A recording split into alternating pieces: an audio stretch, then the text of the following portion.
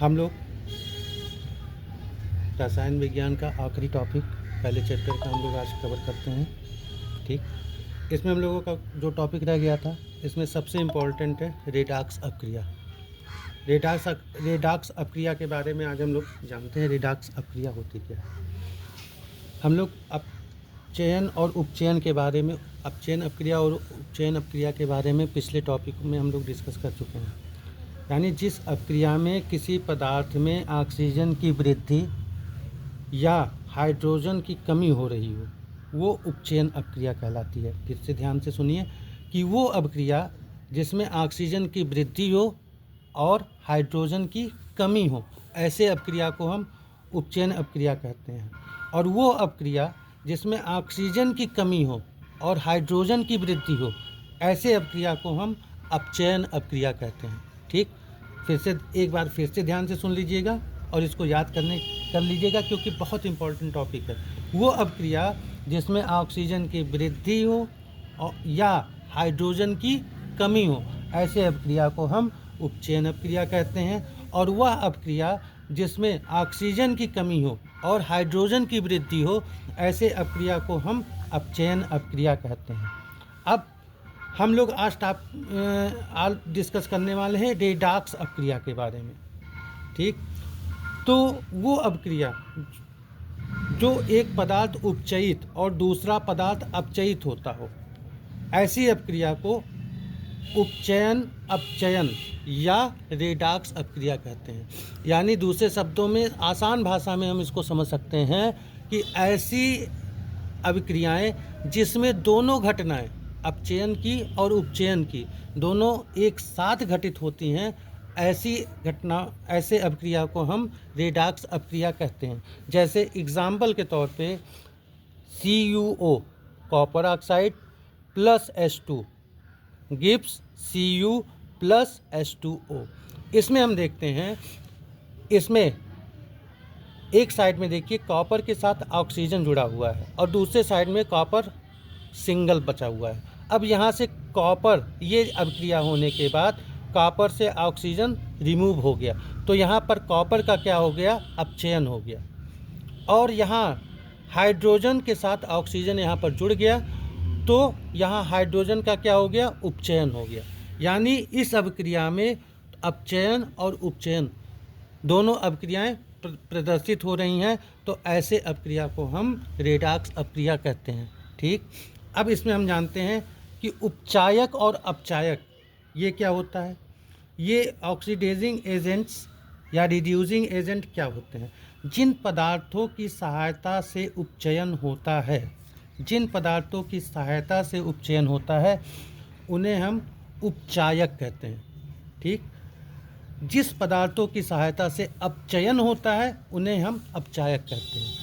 अब उपचायक पदार्थ हमारे कौन कौन से हैं। ऑक्सीजन है, ओजोन है, क्लोरीन है, ब्रोमीन है, सल्फर डाइऑक्साइड है, नाइट्रस अम्ल है, सल्फ्यूरिक अम्ल है, नाइट्रिक अम्ल है।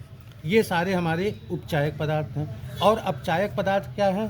अपचायक पदार्थ में हाइड्रोजन है, कार्बन है, कार्बन मोनोऑक्साइड है, हाइड्रोजन सल्फाइड है, सल्फर है, सल्फर डाइऑक्साइड, ओजोन, नाइट्रस अम्ल, ये हमारे अपचायक एजेंट हैं। ठीक, अब लास्ट टॉपिक बचता है हमारा संक्षारण। संक्षारण क्या होता है, इस पर अक्सर देखिए टिप्पणी लिखने को आती है। संक्षारण होता क्या है। संक्षारण का मतलब सीधी सीधी भाषा में आप लोग समझिए कि जंग का लगना।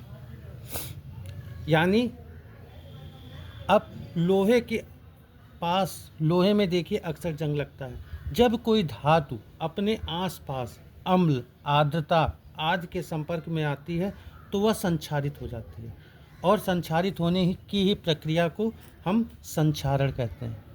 ठीक, यानी उसमें जब जंग लग जाता है, तो जंग लगने से क्या होता है, वो उस वस्तु का, उस धातु का धीरे धीरे ह्रास होने लगता है, संक्षारित होने लगती है, ख़त्म होने लगती है, यानी उसमें जंग लग जाता है। ठीक, इससे क्या हानियाँ हैं कि धीरे धीरे लाल भूरे रंग की परत चूर्ण के रूप में लोहे की सतह पर अलग अलग होने लगती हैं। इससे लोहे का क्षय होने लगता है और जिससे धीरे धीरे हमारा लोहे से बनी हुई चीज़ें हमारी खराब होने लगती हैं।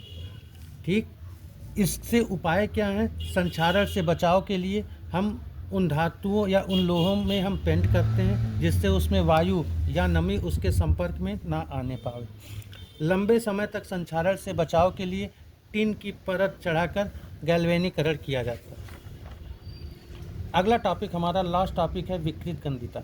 विकृत गंधिता में अक्सर देखिए सामान्यतः प्रत्येक खाद्य पदार्थ में एक विशिष्ट स्वाद तथा गंध होती है, जिससे विशेष स्वाद या गंध आ जाने से इसे हम कहते हैं कि ये खराब हो गया।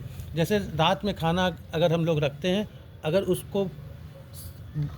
उसका बचाव करके अगर हम नहीं रखते तो वो खाने में सुबेरे तक उसमें कोई ना कोई महक आ जाती है, जिससे हम लोग कहते हैं कि हमारा बासी खाना हो गया है। ठीक, तो इस तरह के महक को ही हम, इस तरह के गंध को ही हम विकृत गंधिता कहते हैं। इससे बचाव क्या हो सकते हैं? इससे बचाव ये हो सकते हैं कि प्रातः तैलीय अथवा वासयुक्त खाद्य सामग्रियों को लंबे समय तक सुरक्षित रखने अर्थात विकृत गंधिता से बचाने के लिए उसमें उपचयन रोकने के लिए प्रतिऑक्सीकारक पदार्थ मिलाएं। खाद्य पदार्थों को वायुरोधी पात्रों में रखने से उसके अंदर वायु प्रविष्ट नहीं हो पाती, फलतः ऑक्सीकरण नहीं हो पाता और पदार्थ विकृत गंधित नहीं हो पाती। रेफ्रिजरेटर में रखने से किसी सीमा तक विकृत गंधिता से बचाव हो सकता है।